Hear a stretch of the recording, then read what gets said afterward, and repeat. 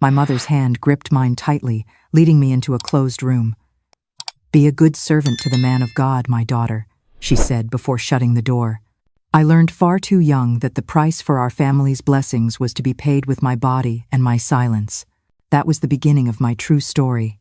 A truth that silence could not bury forever, a burden I have carried for the past 7 decades.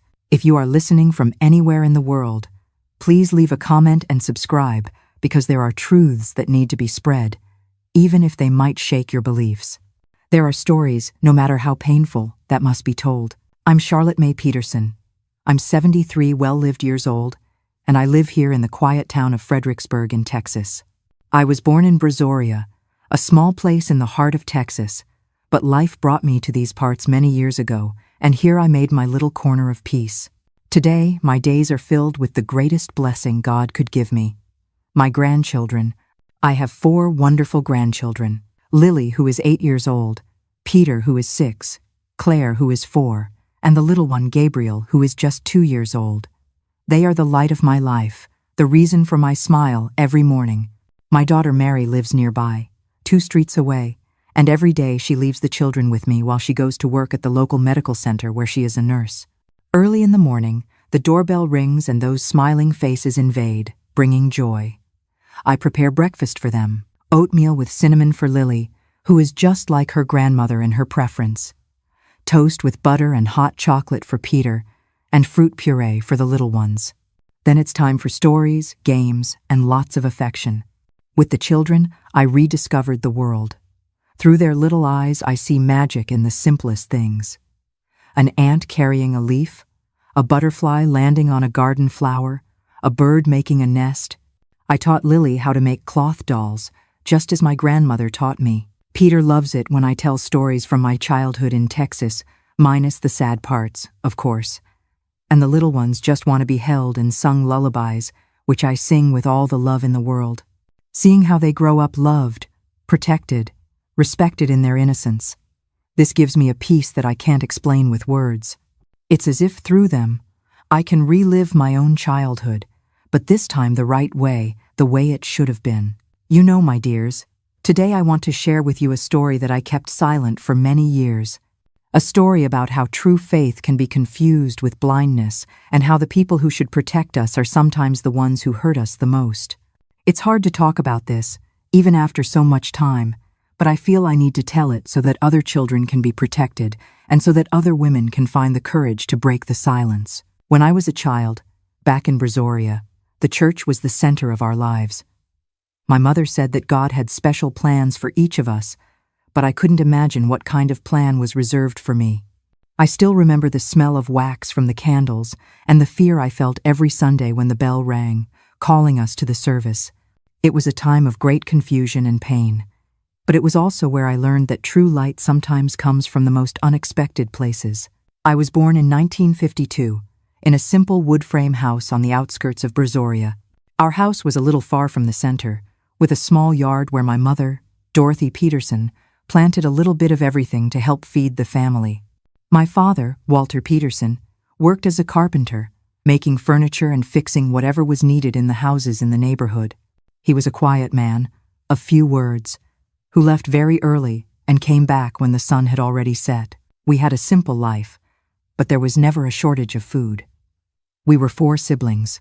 I, the youngest of the family, had William, who was the oldest, 8 years older than me. Then came Elizabeth, who was 6 years older, and Thomas, who was 3 years older than me. As the youngest, I was always very pampered by my siblings, who called me Charlie and carried me around in their games. Our house was simple, but well kept. It had 2 bedrooms, one where my parents slept and another where the 4 of us siblings squeezed into 2 beds. The kitchen had a wood-burning stove that was lit all day and was the warmest place in the house. The living room was small, with a wicker sofa that my father himself had made, and a small table where there was a family portrait and a large black-covered Bible that my mother read every day. What I remember most from that time was the smell of wet earth after the rain, when we would go out to play barefoot in the mud. We played hide and seek, ring around the rosy jump rope, and house under the pecan tree in the yard. My best friend was Clara, the daughter of Mrs. Martinez, our neighbor. We would spend hours making cloth dolls and inventing stories for them. Inside the house, she was rigid and demanding, especially with matters of faith. She was the first to arrive at church and the last to leave. She knew the Bible by heart and believed that every word in it was to be followed to the letter. From a very young age, I was taught that the church was our second home, and that respect for the men of God came right after respect for our parents. Our congregation was the Church of Divine Promise, a small white church with a wooden cross on top that brought together about 30 families from the region. The services were held 3 times a week, but Sunday was the most important day when everyone dressed in their best clothes and spent the whole day there. In Brazoria, at that time, religion shaped everything. The year's festivals revolved around the religious calendar. We had the county fair in May, when the town was decorated with colorful banners and there was a parade through the streets. In July, it was time for the 4th of July picnic, with bonfires, two-stepping, and a lot of country music, which was the only music my mother allowed. And even then, just barely. We ate grilled corn, cornbread, sweet potato pie, and pecan pie, and drank homemade sweet tea that the adults prepared weeks before. At school, I was a quiet girl who didn't cause trouble, liked to study, and had a facility with letters. The teacher, Mrs. Eleanor, always said I had a future ahead of me, that I could even be a teacher one day. I dreamed of that. I imagined myself teaching other children far from there, maybe in Austin, which to me seemed like a magical and distant place. It was around the age of 7 that my mother began to treat me differently. She started separating me from my siblings on certain occasions. While they could go play after the Sunday service, she insisted I had to stay for what she called special doctrine classes. She would comb my hair carefully, put on a white dress that was saved just for these occasions, and tell me, "You are special, Charlotte. God has chosen you for a mission." To a child, this separation felt significant, a sign that my path was diverging from theirs in a way I couldn't yet understand. She would comb my hair carefully, put on a white dress that was saved just for these occasions, and tell me, "You are special, Charlotte. God has chosen you for a mission." I remember one time, I must have been about 8 years old when I asked my mother why only I had to stay for these classes. She squeezed my arm tightly, her eyes flashing in a way that scared me, and said, "Never question the Lord's designs. It is an honor to be chosen. You have to be thankful on your knees for the blessing you have received." And so I grew up, between playing in the yard with my siblings and Clara, classes at the local school, and the long Sundays at church, which began with joy and ended with a knot in my stomach that I couldn't explain. My father hardly interfered in my upbringing. When he was at home, he would stay on the porch making small wood carvings or reading the newspaper that came once a week from the state capitol. Matters of education and religion were my mother's territory, and not even he dared to question. And so it was until I was 12, when everything began to change. Our little church received a new spiritual guide from a larger city. The old one, old Mr. Anderson, was already old and could no longer lead the services with the vigor the congregation expected. The new leader, Ezekiel, arrived on a Sunday morning, dressed in white, with a smile that showed all his teeth and a voice that sounded like thunder. The entire church fell silent when he began to preach, and I saw my mother cry with emotion for the first time. "He is a messenger of God," she whispered, squeezing my hand. "A true prophet among us."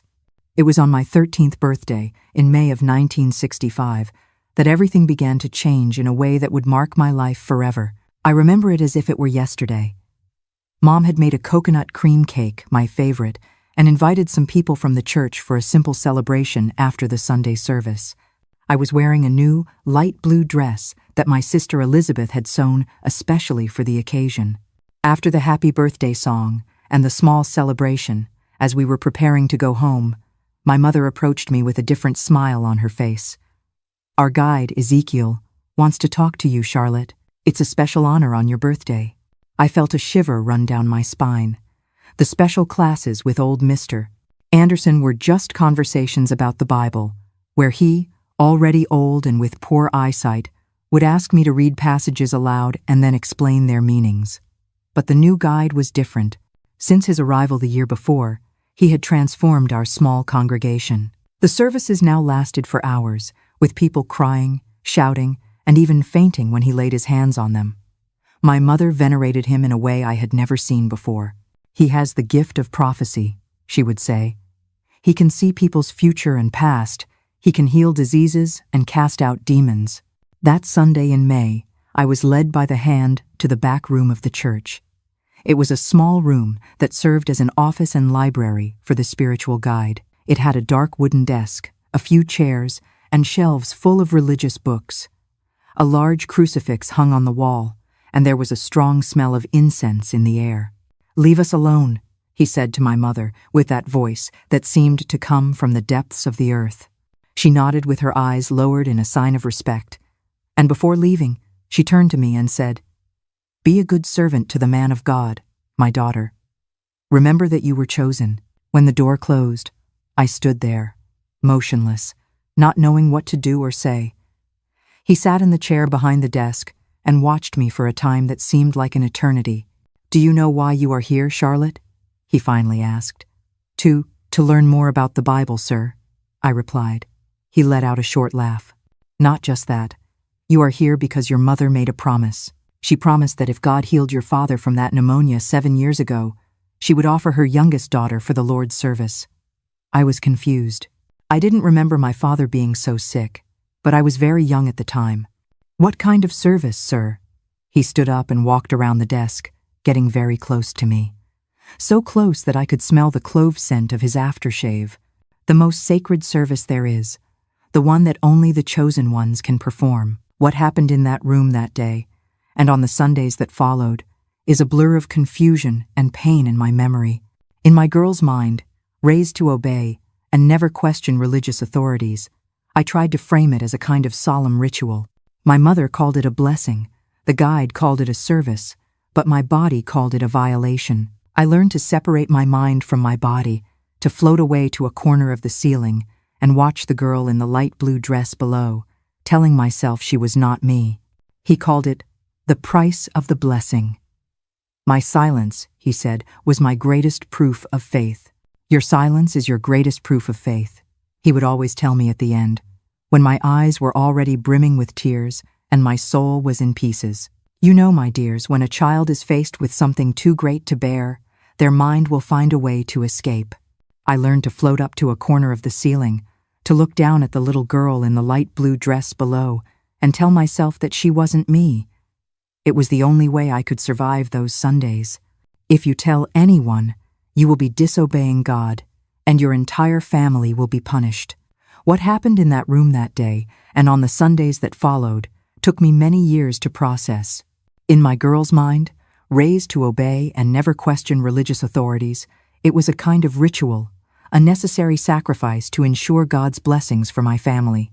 The price of the blessing, as he called it. "Your silence is your greatest proof of faith," he would always tell me at the end, when my eyes were already brimming with tears and my soul was in pieces. "If you tell anyone, you will be disobeying God, and your entire family will be punished." And I believed him. How could I not believe? Since I was born, I learned that his voice, first old Mr. Anderson's, then this man's, was the voice of God himself on earth. My mother would wait for me outside, always with a proud look, as if I had fulfilled a sacred mission. She would hug me, run her hand through my hair and say, "That's right, daughter. That's how we thank God for all the blessings he gives us." At home, things began to change too. My mother started treating me differently from my siblings. While they had to help with household chores, I was spared. "Charlotte already does the most important work for this family," she would say when my sister Elizabeth complained. I got a room of my own when William left home to work in another city, an unimaginable privilege until then. But these privileges didn't compensate for the emptiness that was growing inside me. I began to withdraw from other children my age. I no longer played with Clara, who didn't understand why I had changed so much. At school, the teacher Mrs. Eleanor noticed that I was quieter, less interested in my studies. "What's going on, Charlotte?" she asked me one day after class. "You were such a dedicated student, and now you seem to be always daydreaming." I almost told her. I even opened my mouth, but the guide's words echoed in my head. Your silence is your greatest proof of faith. And I closed my mouth again, shook my head, and just said I was tired. At night, lying in my bed, I would cry softly so no one could hear. I prayed, asking God to explain why this was happening, why I had been chosen for that kind of service. Sometimes I dreamed I was running through an open field, far from the church, far from that room, far from that man, but I always woke up in the same bed, in the same house, with the same fate waiting for me every Sunday. One afternoon, when I was almost 14, I was helping my mother prepare dinner. Mustering up my courage, I asked her, "Mom, why do only I have to stay after the service? Why did Elizabeth never have to go to the special classes?" She dropped the knife she was using to cut vegetables and faced me with that stern look I feared so much. "Because you are special, Charlotte.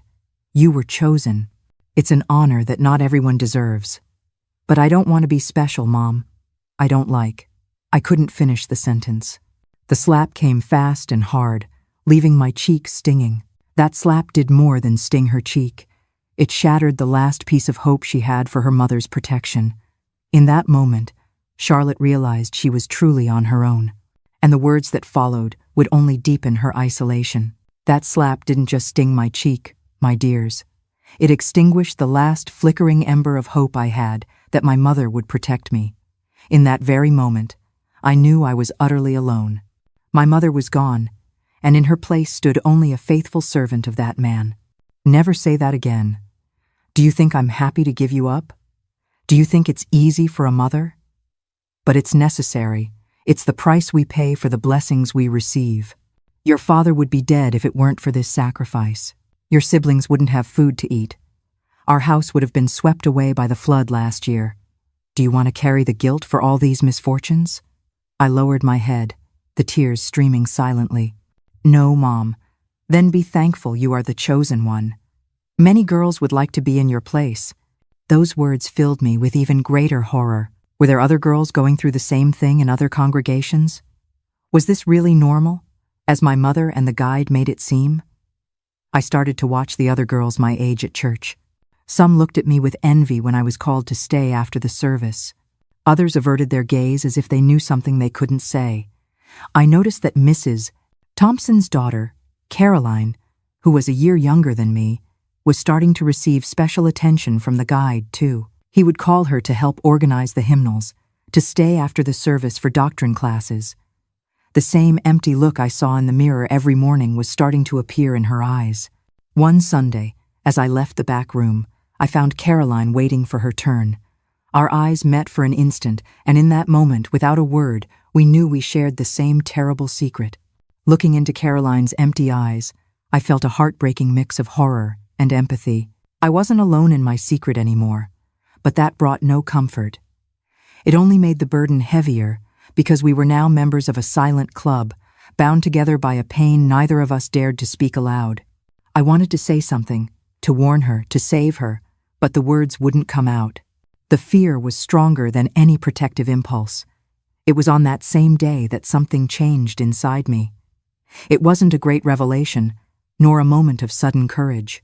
It was just a small seed of doubt that began to germinate. What if this wasn't God's will? What if the guide was using the Lord's name in vain? What if my mother was mistaken, blinded by a distorted devotion? These questions began to occupy my thoughts day and night. I started paying more attention to the sermons, looking for contradictions. I started reading the Bible in secret, not just the passages he selected, but the entire book, trying to understand for myself. And the more I read, the more that seed of doubt grew. But it would be a long time before I found the courage to question openly or to seek help. The fear was still too great. The control he and my mother had over me was almost absolute. And so I continued, Sunday after Sunday, entering that room, leaving a piece of my soul there each time I left. The only thing that kept me going was the idea that one day, when I was older, I could leave that town, that church, that life. I dreamed of Austin, of studying, of being a teacher, as Mrs. Eleanor had suggested. That dream, however distant it seemed, was the only light at the end of that endless tunnel of Sundays. The years went by, And that terrible ritual continued to be a part of my life as if it were something normal. I was already 15 years old when I realized that our family seemed to be prospering in a way that others weren't. My father received an offer to open his own small carpentry shop. My brother William returned from his time away with enough money to buy a piece of land. Elizabeth made a good marriage with the son of the general store owner, a hard-working and respected young man in the community. See, Charlotte? These are the blessings that your sacrifice brings to us, my mother would say, as if that should console me. And in a way, it worked. If at least my suffering brought some good to the people I loved, maybe it was worth it. That's how I tried to convince myself to bear the burden. But as time went on, the guide became more demanding, more controlling. Sundays after the service were no longer enough. Now he would send for me on random days, saying he had received divine guidance for special prayer sessions. My mother always complied without question, taking me to the church at any time of day or night. She needs to come now, he would say, and off we would go, even if it was during dinner, even if it was late at night. My father began to find these outings strange, but whenever he questioned, my mother would reply, "It's church business, Walter. You wouldn't understand." But he was beginning to question. I saw it in the way his eyes would linger on me after I returned from those special sessions. He started asking quiet questions. "Did Mrs. Eleanor teach you something new today, Charlie?" He'd ask, his gaze searching mine, giving me an opening my mother would quickly shut. Once, he found me crying silently on the porch and simply sat beside me, placing his large, calloused hand on my shoulder. He didn't speak, but his presence was a question in itself. My mother found us, and her sharp voice cut through the quiet air. "The Lord is testing her spirit, Walter. Leave her be." He retreated, but not before I saw the conflict in his eyes. He was a quiet man, yes, caught between his wife's fanaticism and a truth he didn't dare to name. But he was not blind. My father was a quiet man, my dears, and his silence was often mistaken for indifference. But I saw the conflict in his eyes.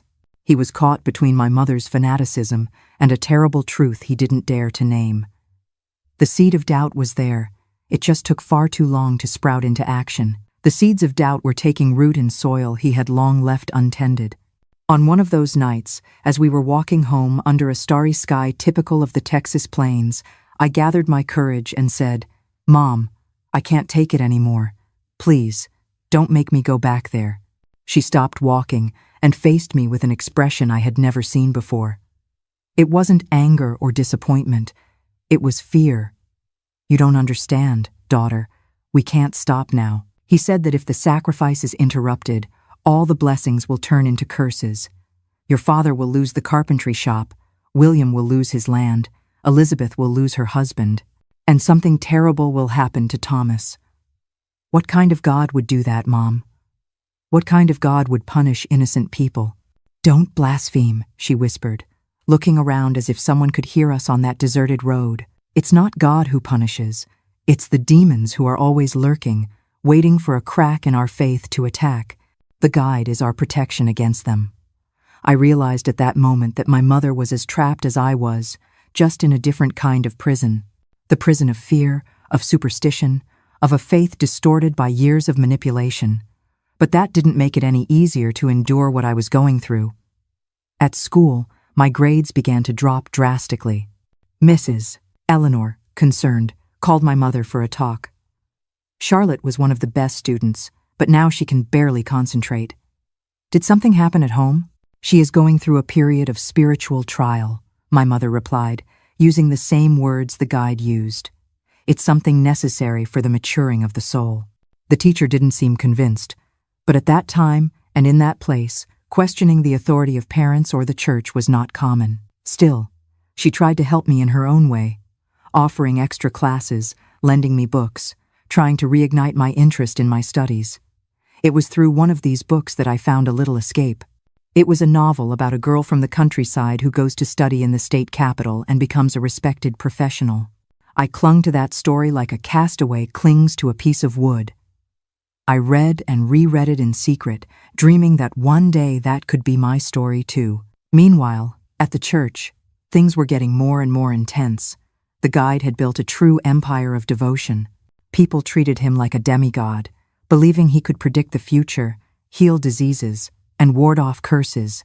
His influence extended beyond Brazoria, reaching neighboring communities. With this growing popularity, he became increasingly bold, increasingly sure of his impunity. The number of chosen ones increased. Besides me and Caroline, at least 3 other girls were co-opted for the special service. We would sometimes meet in the corners of the church, exchanging glances that said more than words. A silent club of wounded souls, united by a terrible secret that none of us dared to share. One of these girls, Caitlin, the daughter of farm laborers from a neighboring community, couldn't take the pressure. One day, she simply disappeared. It was said that she had run away to Austin, but the rumors that circulated in hushed voices suggested something much darker. She questioned the guide's authority. I heard my mother comment to another devotee, "God punished her for her disobedience." That sent a chill down my spine. Would that be the fate of any of us who dared to rebel? To disappear without a trace, to become an example, a legend to scare the others. The fear consumed me, but paradoxically, it also began to give way to a dull anger, an indignation that grew with each Sunday, with each session in that back room. I began to fantasize about escaping, about denouncing, about some kind of justice. But who could I talk to? Who would believe the word of a teenager against that of a man revered by the entire community? One night, unable to keep it all inside me anymore, I wrote a letter. I didn't put a name or an addressee. It was just a vent, a silent scream on paper. I told everything from the beginning, from the first special classes to the rituals that followed.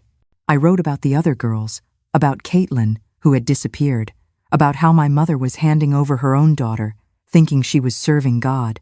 After writing, I didn't know what to do with the letter.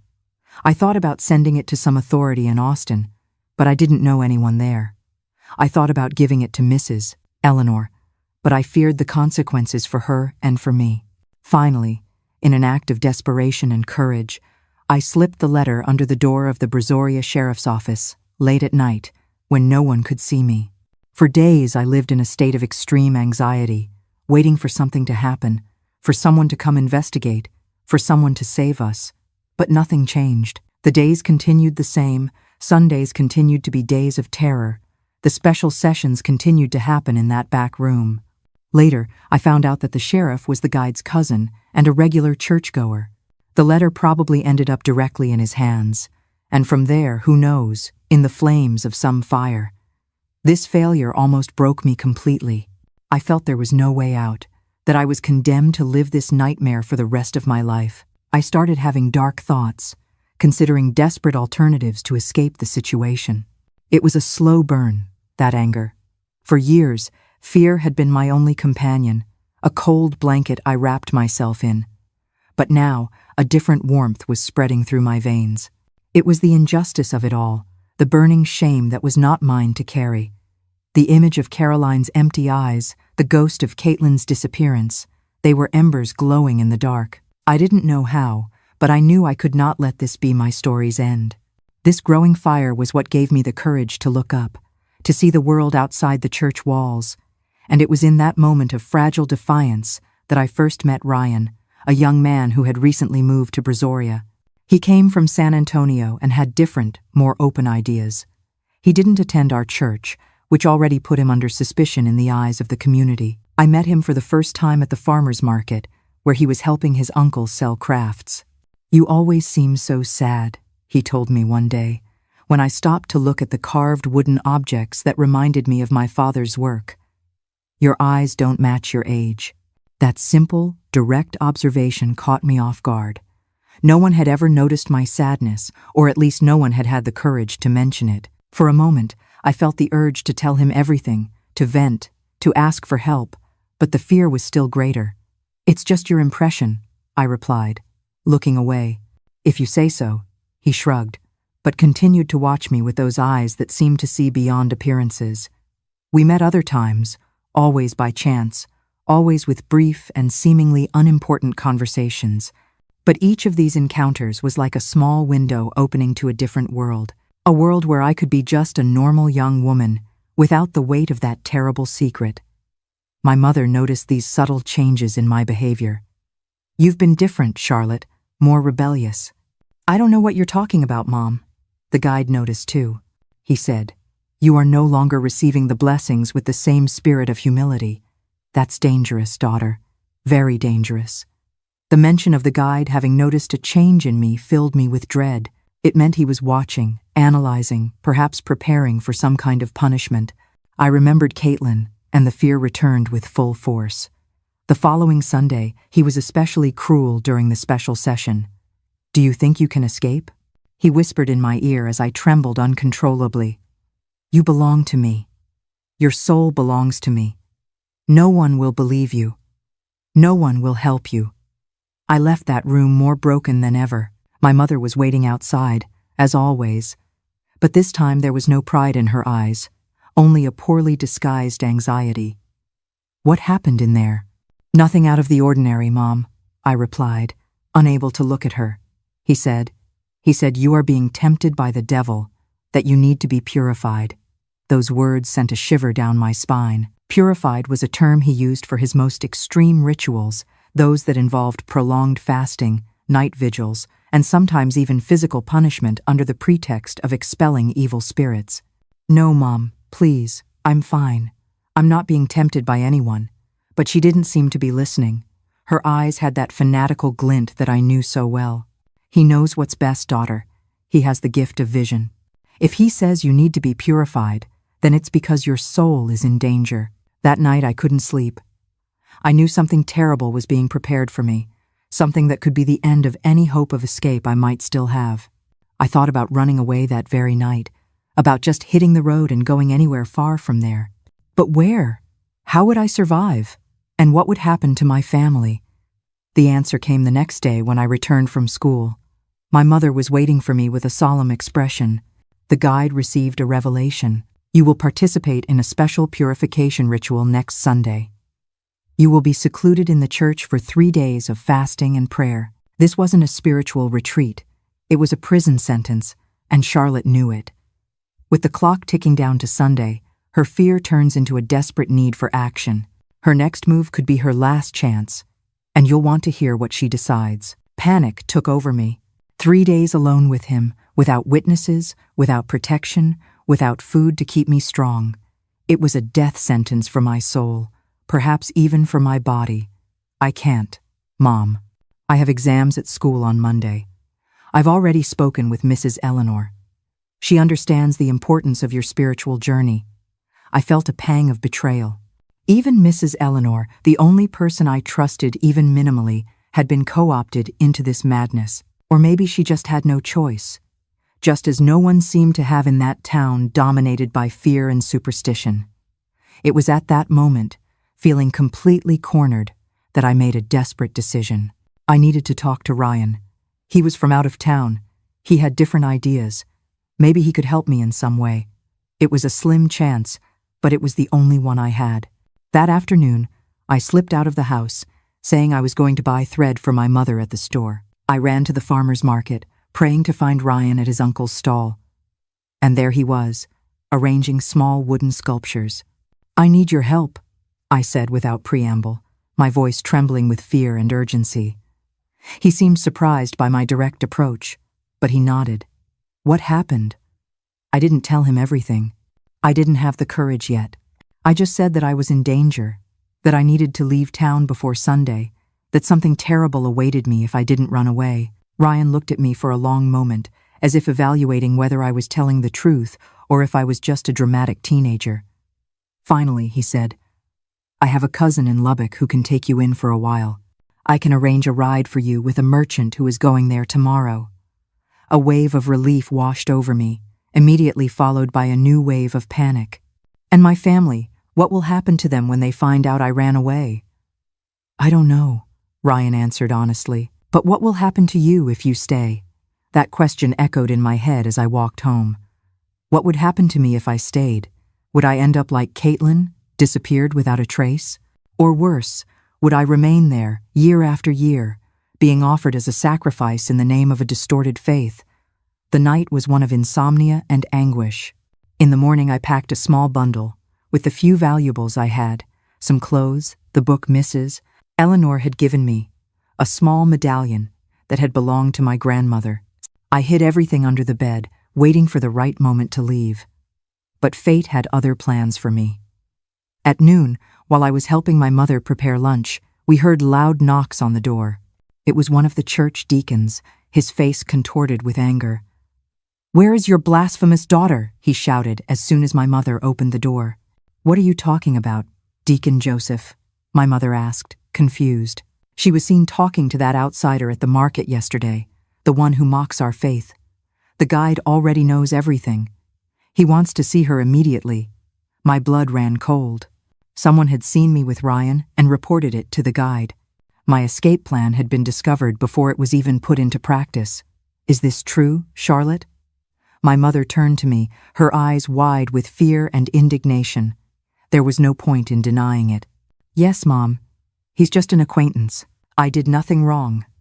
"Knowing outsiders is already wrong," the Deacon Joseph bellowed. "Especially someone who has a pact with the enemy." "Pact with the enemy? He's just a boy who sells crafts at the market." "Silence," my mother shouted, surprising me with her vehemence. "You will go to the church right now and explain yourself to the guide, and you will ask for forgiveness on your knees for your behavior." I realized at that moment that I had no choice. If I resisted, I would only make the situation worse. Perhaps if I showed remorse, I could buy some time, postpone the purification ritual, and find another way to escape. "Yes, Mom," I replied, lowering my head in a show of submission. We walked in silence to the church, the Deacon Joseph ahead like a guard leading a prisoner, my mother close behind, murmuring prayers, and me in the middle, feeling as if I were walking to the gallows. The church was empty at that time of day, except for the presence of the guide who was waiting for us in the back room. That same room that had been the scene of so many horrors over the years. "Leave us alone," he said to the deacon and my mother, with that voice that brooked no argument. My mother hesitated for the first time. "Maybe I should stay to help with the spiritual guidance." "That won't be necessary, Sister Dorothy. This is between me, the girl, and God." Reluctantly, she left, closing the door behind her, and once again I found myself alone with him in that damned room. "So, Charlotte," he began, his voice dangerously calm. "I heard you've been making forbidden friendships. That confrontation in the back room was the worst of all." The guide didn't limit himself to harsh words or veiled threats. His fury manifested physically, leaving marks I couldn't hide in the following days. "This is just the beginning of the purification," he said at the end, adjusting his robes as if nothing had happened. "On Sunday, you will understand the true meaning of serving God." When I left that room, my mother was waiting outside, her rosary wrapped around her fingers, her lips moving in silent prayer. Upon seeing my state, her eyes widened for a moment, but they soon returned to their usual resigned expression. "It's for your own good," was all she said as we walked back home. That night, lying in bed, feeling a pain that went far beyond the physical, I made a decision. No matter how, no matter the price, I had to escape before Sunday. The idea of the 3-day purification ritual filled me with a terror I can't describe even today, so many years later. I tried to talk to Ryan again, but I found out that he and his uncle had left town in a hurry. The rumor was that the guide had declared them servants of the devil and incited the congregation against them. My last hope of escape had vanished. The following days were a blur of fear and desperation. My mother barely let me leave the house, except to go to school. And even then, the Deacon Joseph accompanied me on the way like a guard. At home, she made me pray for hours, read specific passages of the Bible about obedience and sacrifice, preparing me for what was to come. On Saturday night, the eve of the fateful day, I couldn't sleep. I spent hours staring at the ceiling, imagining ways to escape, even knowing that all doors were closed to me. It was then that I remembered something Mrs. Eleanor had said in a class. Sometimes, when we can't change a situation from the outside, we need to change it from the inside. What did that mean for me at that moment? That even if I couldn't physically escape, maybe I could find a way to resist internally, to not allow him to completely break my spirit. It was a fragile idea, but it was all I had. Sunday arrived, relentless as always. It was Easter Sunday, a special date on the religious calendar, which meant the church would be packed, including visitors from neighboring congregations. My mother dressed me in a white dress, a symbol of purity, a cruel irony considering what awaited me. "Today is a special day," she said while fixing my hair. "The guide will publicly announce that you have been chosen for a 3-day spiritual retreat. It's an honor, Charlotte. Many girls would like to be in your place." I looked at her through the mirror, trying to understand how a mother could hand over her own daughter in that way.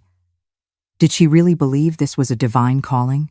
Or was she so caught in her own web of fear and blind devotion that she could no longer distinguish right from wrong? The church was indeed full that morning. I recognized faces from other communities, entire families who had come to attend the special Easter service. We sat in the front row, as always. My mother to my right, proud and haughty, my father to my left, oblivious as always to what was really happening, and my brother Thomas, next to him, the only one in the family who sometimes looked at me with an expression that suggested he might suspect something. The service began with the usual hymns, followed by readings and prayers. The guide was particularly inspired that day, his voice thundering through the space, his hands gesturing dramatically as he spoke of sacrifice, redemption, and obedience.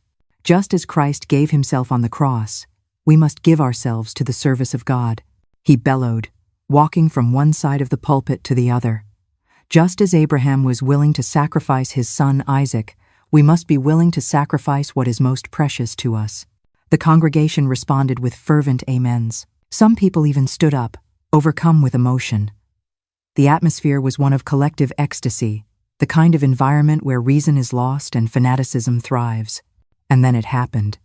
At the height of his sermon, seized by an almost feverish fervor, the guide pointed directly at me and my mother, sitting in the front row. "Look at this woman," he exclaimed, his voice booming, pointing to my mother. "A true servant of God, who does not hesitate to offer her own daughter as an offering on my altar to receive the grace of the Lord. Just one word, my altar." In a room full of fervent believers, that single slip of the tongue exposed the man's true nature. It was a crack in the facade, and though most didn't notice, someone did. That one word is about to unravel his entire world. The word hung in the air, thick and poisoned. My altar, not God's. A sudden, sharp silence fell over the church, so profound I could hear the buzzing of a fly near the window. It was a slip, a crack in the perfect facade. I saw a few people exchange uneasy glances. Even the most fervent followers seemed to flinch, a flicker of confusion crossing their faces before devotion smoothed it over again. It was too specific, too personal, and the choice of that single word revealed a blasphemous arrogance that, for one breathtaking moment, seemed to shock even the most faithful. My mother lowered her head as if feeling the weight of the stares that now turned to us. Beside me, I felt my father shift uncomfortably in his seat, and I, for the first time in years, felt a small flame of hope ignite within me. That had been a slip-up, an accidental confession, and maybe someone had noticed. The guide seemed to realize his mistake, as he quickly changed the subject, returning to the theme of the resurrection. But the damage was already done. Even before the sermon reached its fever pitch, my eyes had drifted across the packed pews. I saw a man in the third row whom I had never seen before, probably a visitor from another congregation. While others had their eyes closed in fervent prayer, his were open, observant. He wasn't watching the guide with adoration, but with a kind of thoughtful scrutiny that made me feel, for a fleeting second, that I was not entirely alone in my disbelief. It was this man who, later, was watching me with an expression that mixed curiosity and concern. At the end of the service, as people greeted each other and talked, that man approached me when my mother stepped away for a moment to speak with other women. "Hello," he said in a low voice. "My name is Arthur. I'm from the congregation in Waco." I nodded, not knowing what to say. "That thing the pastor said about your mother offering you as an offering on his altar. What exactly did he mean by that?" I felt my heart race. It was the first time someone had openly questioned the situation. The first time someone seemed to realize that something was wrong. "I don't know," I replied, my voice almost inaudible, fear still controlling my words. "Are you okay?"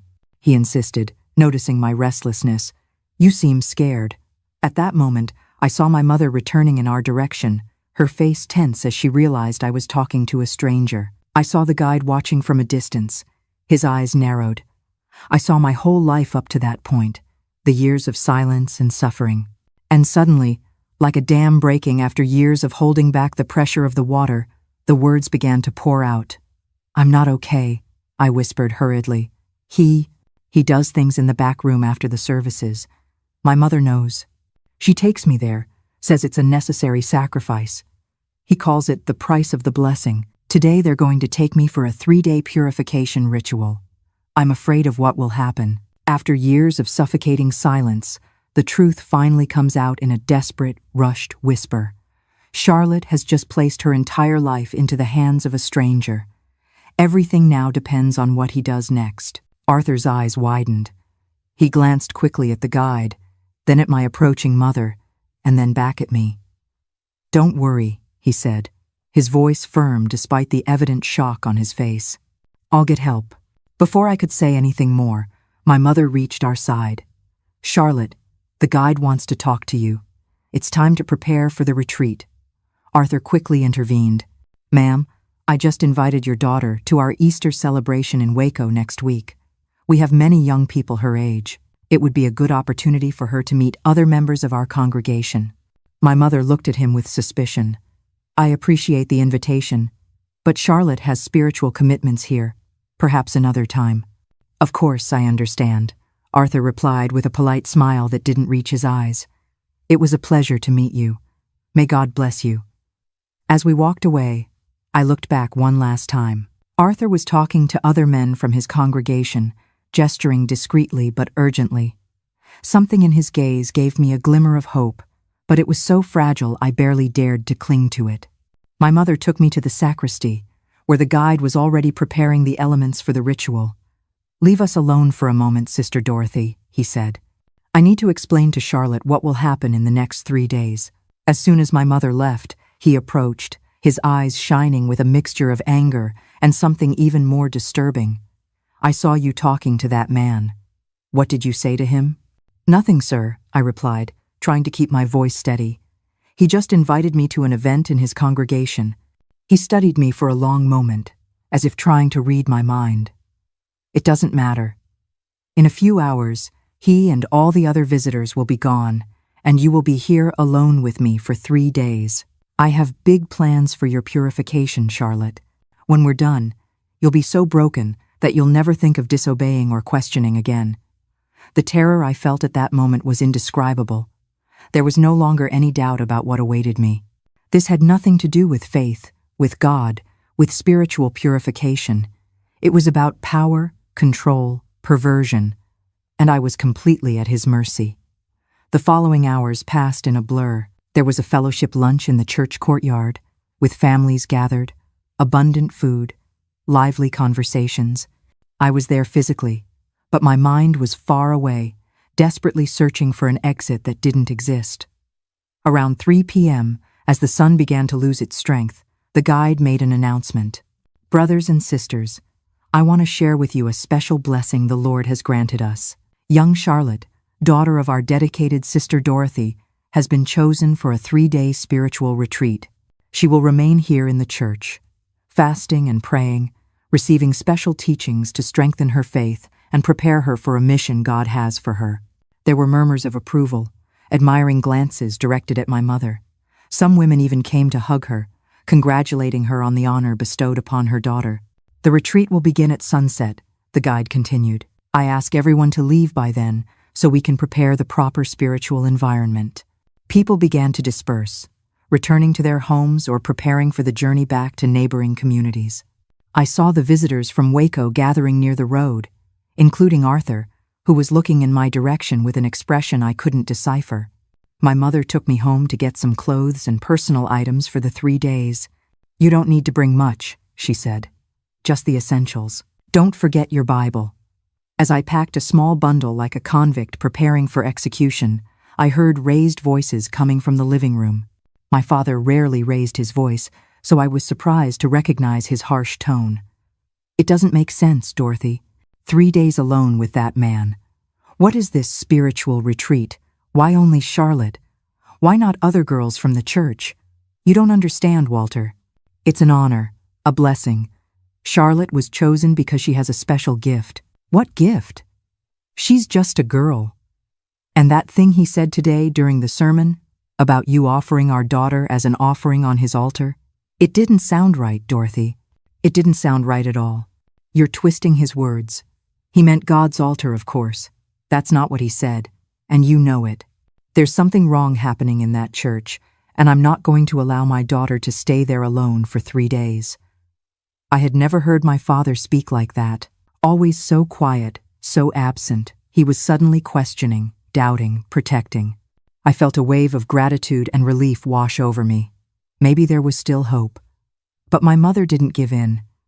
If you prevent Charlotte from fulfilling her destiny, you will bring disgrace upon this family.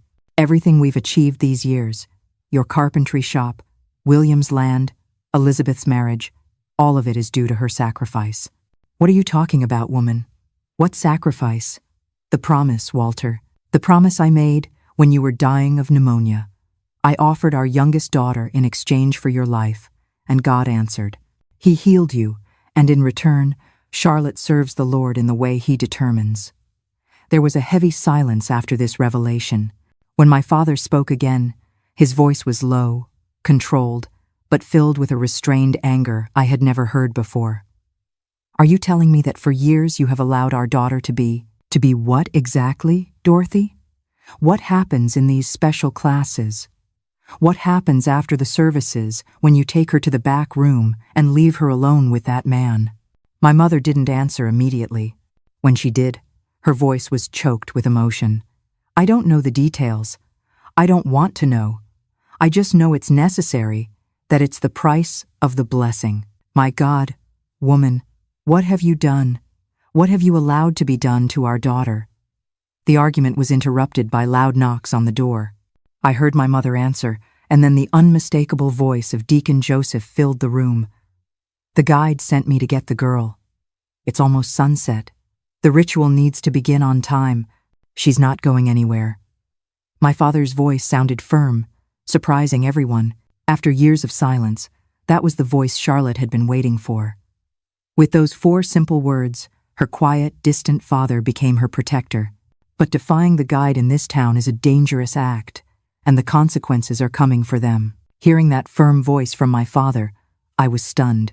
After all those years of silence, he finally spoke up, and his voice in that moment was more powerful than any sermon I had ever heard.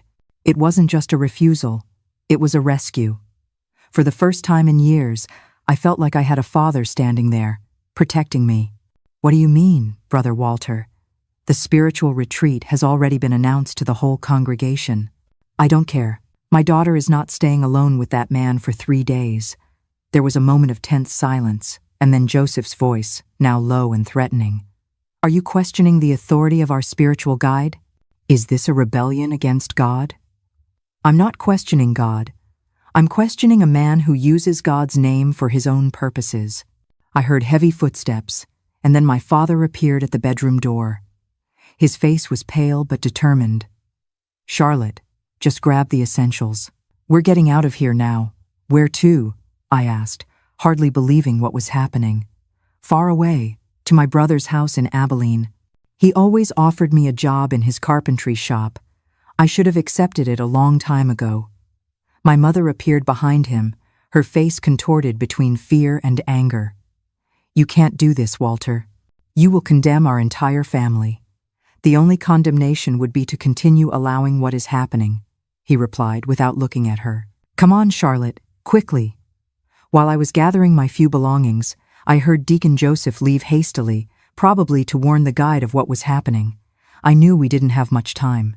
My father tried to convince Thomas to come with us, but my brother, confused by everything that was happening, looked from my father to my mother, not knowing what to do. I'll stay with Mom, he said finally. Someone needs to take care of her. There was no time for long goodbyes. My father grabbed a small bag with his carpenter tools and some belongings, and we left through the back of the house, avoiding the main street where we could be seen. We walked quickly towards the road that led out of town. The sun was setting, painting the sky in shades of orange and purple, when we heard voices and footsteps approaching. My father pulled me behind a bush, and we stayed there, crouched, barely breathing, as a group of men from the church passed by, led by Deacon Joseph. "They must be heading for the main road," one of them said. "We need to intercept them before they leave town." When the voices faded, my father whispered, "We'll have to cut through the woods, follow the creek to the fork. It'll take longer, but it's safer." We started walking through the rough terrain, moving further and further away from the town. The night fell completely, and we only had the faint light of the moon to guide us. My feet ached, my heart pounded, but every step took me further away from that back room, from that life of fear and submission. After walking for what seemed like hours, we reached a small clearing where my father suggested we rest a bit. "I think we lost them," he said, though his voice didn't sound very confident. It was then that we heard the sound of engines approaching. Lights cut through the darkness, and male voices began to call out, "Walter, Charlotte, we know you're out there. Come back to town now, and the guide will be merciful." My father squeezed my hand. "Don't move. Don't make a sound." We remained motionless as the beams of flashlights swept the vegetation around us. It was so dark we couldn't see the men's faces, only silhouettes moving among the trees just a few yards away. "They must have gone to Abilene on the main road," someone said. "Let's split up. Half will follow the road, half will continue the search here." We heard the sound of some vehicles driving away, but several flashlights continued to scan the area. They were getting closer and closer to our hiding spot. It was at that moment that we heard another engine sound, different from the previous ones, and stronger lights illuminated the nearby road. New, unfamiliar voices sounded in the night. "Texas Rangers, State Police, who's there?" In the deep darkness of the woods, when all hope seemed lost, those words cut through the night. It's the sound of rescue, the end of the chase. The immediate danger is over. But as we'll soon hear, escaping the man is only the first step in Charlotte's long journey to freedom. A murmur of confusion spread among the churchmen. "Rangers, what are you doing here?" We received a serious tip about what's happening at the Church of Divine Promise. "We're looking for the leader and some witnesses." I recognized the voice of Arthur, the man who had spoken to me after the service. "That's them, Captain. The churchmen must be looking for the girl and her father." There was a moment of confusion, with shouts and orders being given. The flashlights began to move erratically, some moving away quickly, others approaching the road. My father pulled me by the hand. "This is our chance. Let's go." We ran towards the lights of the sheriff's cars. When they saw us emerge from the vegetation, some deputies pointed their guns, but Arthur quickly shouted, "It's them, the girl and her father, the ones we're trying to help." A tall man in a tan uniform and cowboy hat approached us. "I'm Captain Evans with the Texas Rangers. You're safe now." It was only then, hearing those words, that I realized the nightmare was really over. My legs gave way, and I would have fallen if my father hadn't held me tightly. "What happens now?" my father asked, his voice trembling with exhaustion and relief. "Now," said the sheriff, "we're going back to Brazoria to arrest a false prophet." The return to Brazoria was very different from our desperate escape. Now we were protected by sheriff's cars, with Sheriff Evans in the lead and Arthur by our side, explaining how everything had happened. When I heard what the guide said during the sermon, I thought it was strange, Arthur explained as we traveled down the dark road. "But it was your reaction, girl, that put me on alert. Then, when we talked and you told me about the special sessions and the purification ritual, I realized something very serious was happening." Arthur explained that upon returning to Waco with his congregation, he went straight to speak with Sheriff Evans, who was his brother-in-law. I told him my suspicions, and he decided to investigate immediately. "We had already heard rumors about this church," the sheriff added, "but we never had proof or witnesses willing to talk." When Arthur told me what you had said and what he had heard during the sermon, I knew it was time to act. My father, sitting next to me in the back seat of the sheriff's car, held my hand tightly. "Why didn't you tell me sooner, daughter?" he asked, his voice choked with emotion.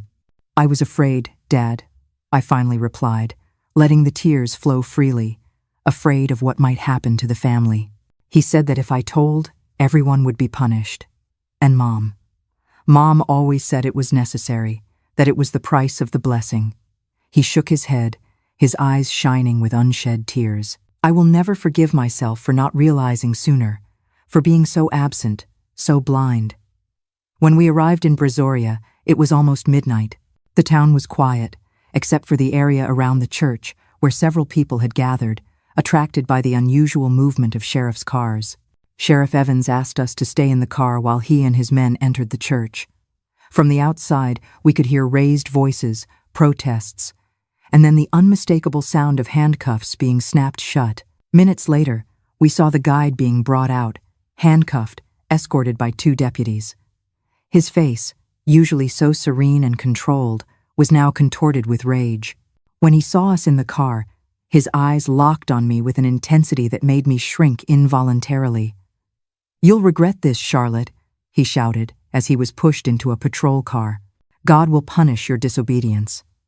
But his threats no longer had the same power over me. There, protected by the presence of my father and the authorities, I could finally see that man for what he really was. Not a messenger of God, but a predator who used faith to manipulate and abuse. The night was long. We were taken to the Brazoria Sheriff's Office, where we gave detailed statements. It was the first time I told everything from the beginning, without fear of reprisal. Sheriff Evans and a female deputy listened to me with attention and respect, without judgment. "You are very brave, Charlotte," said the deputy, whose name was Nancy, at the end of my testimony. "Your testimony will help protect other girls." It was then that I learned I wasn't the only one who had spoken out. Caroline, Mrs. Thompson's daughter, had also been brought to the station and was telling her story. And to my surprise, 2 other young women, who no longer lived in Brazoria, had been located and agreed to testify. "We are looking for Caitlin, too," the sheriff informed me, "the girl who disappeared. We have reason to believe she may be alive, hiding somewhere." The news gave me a hope I hadn't felt in a long time. Maybe Caitlin was okay. Maybe she could be rescued too, just like me. When day broke, the news had already spread throughout Brazoria and the surrounding areas. The guide's arrest, the accusations against him, everything was on everyone's lips.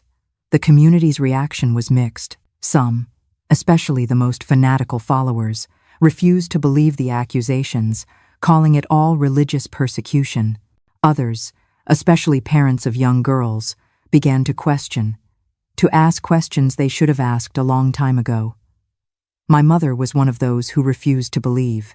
When we finally saw her the next morning, her eyes were red from crying, but there was no compassion in her gaze, only anger and incomprehension. "What have you done?" she screamed upon seeing my father and me returning home, escorted by a deputy. "You have destroyed everything.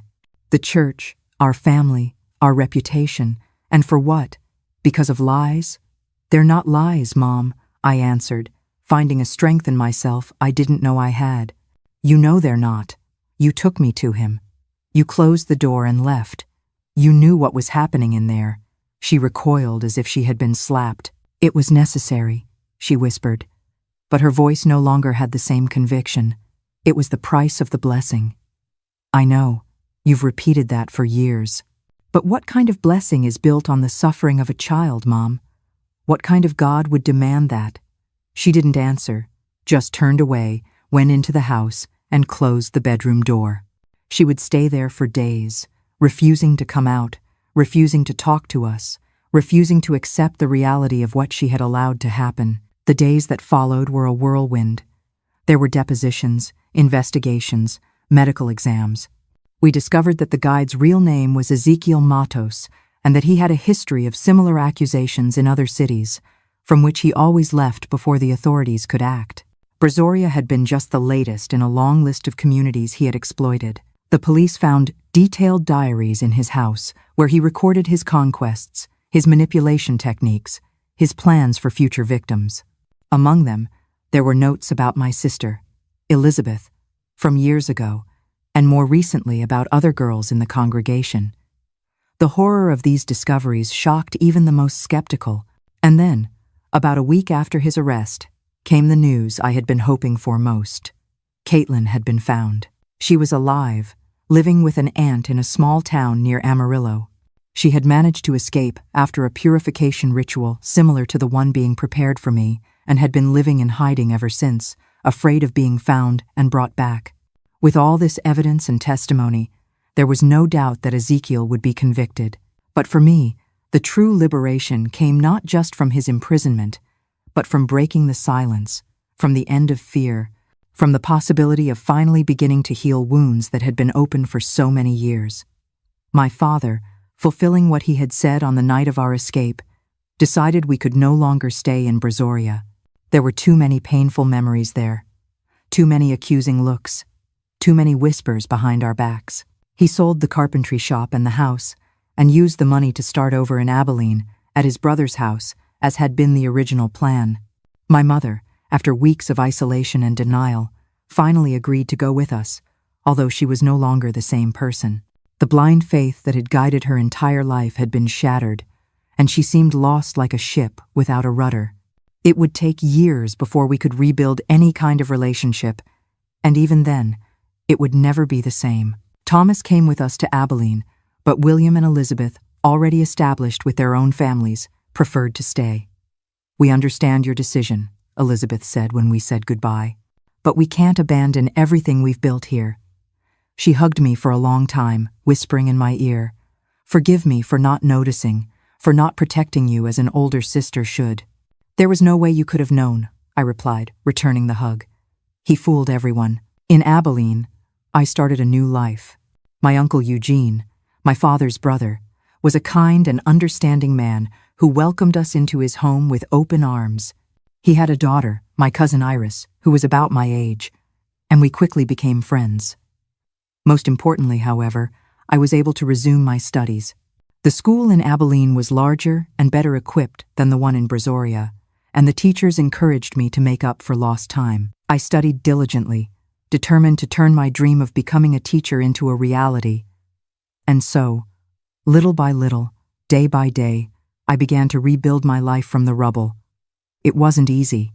There were nightmares. There were days when the weight of the memories seemed unbearable.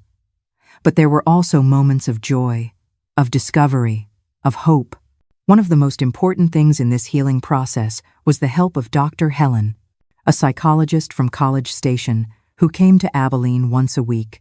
It was through conversations with her that I began to understand that what had happened to me was not my fault, that I had not allowed the abuse, that I had been a victim of a perverse system of manipulation and control. "You survived, Charlotte," she told me in one of our sessions. "And not only did you survive, but you had the courage to speak up, to report it, to break the cycle. Do you know how many lives you saved by doing that?" I hadn't thought of it that way, but it was true. After Ezekiel's arrest, other victims in other cities began to come forward. A true scheme of institutionalized abuse came to light, involving not only him, but other religious leaders who used the same tactics. It was as if a dam had broken, and all those stories that had been silenced for years could finally be heard. When I turned 18-inch 1970, I received a letter from Arthur, the man who had been instrumental in my rescue. He told me that Ezekiel had been sentenced to many years in prison and that the Church of Divine Promise had been closed. In its place, a new congregation had emerged, led by people committed to a genuine faith, based on love and respect, not on fear and manipulation. "Your testimony changed many lives, Charlotte," he wrote, including mine. After everything that happened, I decided to study theology to better understand how religion can be used for both good and evil. Today, I am the pastor of a small church in Waco, where we try to practice a faith that liberates, not imprisons. The letter moved me deeply. It was a reminder that even from the most painful experiences, positive transformations can arise. And it was this thought that guided me in the years that followed, as I continued my journey of healing and discovery. Today, at 73, I look back and see that life has given me much more than I could have ever expected in those dark days in Brazoria. The path wasn't easy. It had many twists and turns, but every step has brought me here, to this cozy house in Fredericksburg, where I live surrounded by the love of my family and, especially, my grandchildren. After finishing my studies in Abilene, I managed to realize my dream of becoming a teacher. I took the teacher training course in College Station, traveling every day on an old bus that rattled along dirt roads. It was a period of great effort, but also of great satisfaction. Every book I read, every piece of knowledge I acquired, was like a brick in the construction of my new life. In 1974, with my diploma in hand, I began teaching at the municipal school in Abilene. It was a simple school, with small classrooms and few resources, but to me, it was a palace. Every child who entered my classroom was an opportunity to make a difference, to protect, to teach not only letters and numbers, but also values of respect and dignity. It was at school that I met Anthony, who worked as a secretary for the Regional Education Service Center. He would come from time to time for inspections and would always stop to talk to me about teaching methods, about books, about the future of education. He was a kind, respectful man who listened to me with genuine interest, something rare for that time. Our courtship was slow, cautious, especially on my part. The wounds of the past were still open, and the idea of trusting a man again was terrifying. But Anthony was patient, never pressured me, never demanded more than I was ready to give. He was just there, constant, reliable, showing with actions, not just words, that another kind of man could exist in the world. We got married in 1976, in a simple ceremony, with only family and close friends. My father, who had regained my trust with his sincere repentance and his efforts to protect me, walked me down the aisle. My mother was there too, although she was still a shadow of the woman she had once been. After the church scandal, she never attended any congregation again, but gradually she found a more personal and healthy way to connect with her spirituality. Anthony received an offer to work at the Texas Education Agency in Fredericksburg, shortly after our wedding. It was a difficult decision, to leave family, the comfort of the known, to start over in such a distant place. But maybe it was exactly what we needed. A new place, without painful memories, without stares that knew our history. And so, in 1977, we moved to Fredericksburg. The city, with its limestone streets, its historic buildings, its rich history, enchanted me immediately. There was a serene beauty there, a rhythm of life different from what I knew in the Texas countryside. And there were opportunities for Anthony at the education agency, and for me as a teacher in one of the local schools. Our daughter Mary was born in 1979, filling our home with joy and our hearts with a love I didn't know was possible. I held that little baby in my arms for the first time and silently promised that she would never know the kind of pain I had known, that she would be protected, loved, and respected in her integrity. And so it was. We raised Mary with much love, with open dialogue, with respect for her opinions and choices. She grew up to be a strong, determined girl, curious about the world. From an early age, she showed an interest in the health field, always asking how things worked, always wanting to help those who were suffering. It was no surprise when she decided to study nursing. She graduated with honors from the university in Austin and soon after got a job at the medical center in Fredericksburg. It was there that she met Edward, a young doctor who had just arrived in town for his first job after his residency. Their wedding in 2003 was one of the happiest days of my life. Seeing my daughter radiant in her white dress next to a man who looked at her with so much love and respect gave me a sense that the cycle had closed, that the pain of the past had been transformed into something beautiful and meaningful. And then came the grandchildren. First, Lily, so much like her mother in her determination, but with her father's eyes. Then Peter, curious and full of energy. Then sweet Claire, who from a young age showed a special talent for drawing. And finally, the youngest, Gabriel, with his golden curls and a smile that lights up any room. Anthony retired a few years ago, and so did I after more than 3 decades of teaching. But retirement brought a new purpose, taking care of the grandchildren while Mary and Edward work. Every day I welcome those children into my home and feel like I'm doing the most important thing in the world. With them, I relive the childhood that was stolen from me. When we make cloth dolls together, when we tell stories under the pecan tree in the yard, when we bake cinnamon cookies in the kitchen, I am giving them what I didn't have, but I am also healing that wounded little girl who still lives inside me. Every tight hug, every grandma, I love you, said with that sincerity that only children have, is a remedy for the soul. Seeing how they grow up, loved, protected, respected in their innocence, gives me a peace that I can't explain with words. My relationship with faith has also transformed over the years. After what I went through, it would be understandable if I had completely rejected any form of spirituality. But gradually, I found my own path, not through churches or leaders, but in a direct connection with something greater than ourselves, in the small wonders of everyday life, in the sunrise seen from my porch, in a grandchild's smile, in my husband's love. Anthony was fundamental in this journey. He never tried to impose his beliefs on me. He had been raised in a moderate Methodist family, but he was always willing to talk, to explore, to seek with me a deeper meaning for our lives. Together we built a spirituality based on love, respect, and gratitude, not on fear or blind submission. Not everything was perfect, of course. There were difficult times, challenges that tested our strength. When I lost my father to cancer in 1992, I felt as if an important pillar of my life had collapsed. He had been so fundamental in my rescue, in my reconstruction. His absence left a void that was never completely filled. My mother lived until 2010, spending her last years with us in Fredericksburg. Our relationship never went back to what it was before everything happened.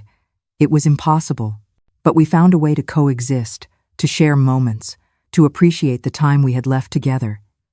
In the end, I think she also found some peace, some redemption.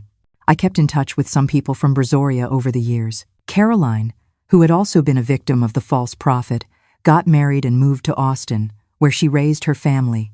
We wrote to each other for many years, sharing our healing journeys, our achievements, our difficulties. It was an important support to have someone who truly understood what I had been through. I also learned, through occasional letters, that Caitlin had recovered well.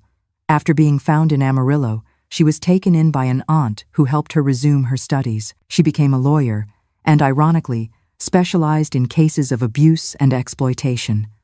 A way to turn her pain into purpose, just as I did with teaching. Arthur and I also kept in touch.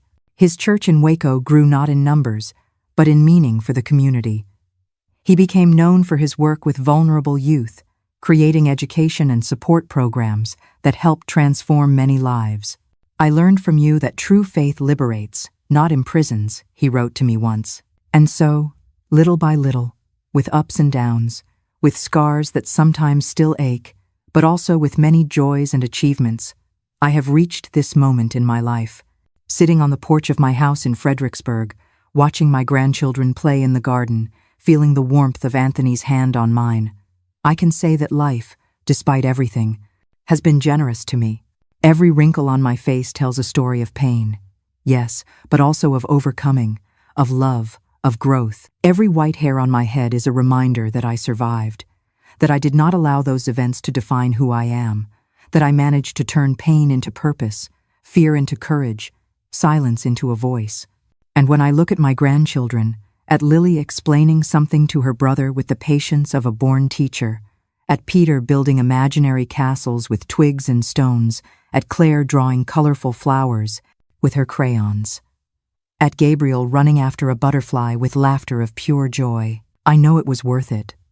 That every tear, every nightmare, every moment of doubt has brought me here. And here, at this moment, there is peace, gratitude, and love. My dears who have accompanied me this far, sharing this story was not easy. Even today, after so many years, some memories bring pain. But I've learned that sometimes we need to revisit the past, not to get stuck in it, but to understand how we got to where we are, to recognize our own strength, to give meaning to our journey. If you are going through any situation of abuse, whether physical, emotional, or spiritual, I want you to know, you are not alone. You do not deserve this. And most importantly, there is a way out, there is hope, there is life, a full and dignified life after the trauma. My dears who have accompanied me this far, thank you for listening. Sharing this was not easy, but I believe silence allows these wounds to fester in the dark. My story is not just about the pain that was inflicted on me, but about how I chose to respond. I chose to turn my experience into a voice for those who cannot speak. If you are in a situation of abuse, please know this. You are not alone. It is not your fault, and there is a life of peace and dignity waiting for you. There are people and organizations ready to help you find the way out. For those of you who know someone who might be suffering, be their Arthur. Be the one who listens, who believes, who acts. To parents and caregivers, create a home where your children feel safe to speak their truth. Teach them that their body is their own, and that no one, under any authority, has the right to violate it. Listen to them. Truly listen. If my story has touched you, I ask for a small favor. Please, share it. A simple share might just be the outstretched hand someone needs to find their way out of the darkness. And if you would, leave the word hope in the comments below, as a beautiful reminder for us all that even after the strongest storm, the sky can be blue again. Thank you for sharing a little bit of your day with this old grandma. Until next time, my dears, may you be blessed and protected.